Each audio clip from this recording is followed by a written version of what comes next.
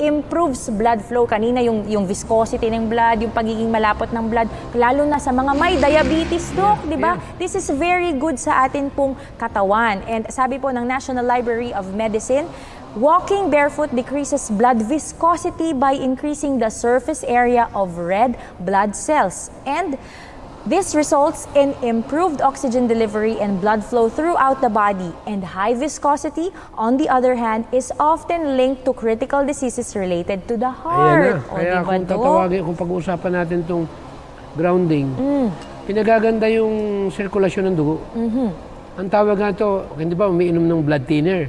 Ito yung natural. Totoo, Dok. Ayan, talagang ang ganda nun, no, Dok, na talagang alam natin dapat kung ano yung mga epekto ng grounding sa atin pong katawan para naman hindi na tayo magdedwell doon sa gamot. Hindi na tayo magdedwell sa kung ano pa mang mga check-up. Pero again sa ating pong mga kaibigan, kapag kunyari meron tayo mga problema sa ating katawan, may mga karamdaman tayo, syempre kailangan natin ng check-up. Pero kung ngayon pa lang, alam nyo na ang problema nyo lang yung pagtulog, ang problema nyo lang yung sakit ng kasukasuan nyo, mag-grounding po tayo mga kaibigan. Ito pa, Dok.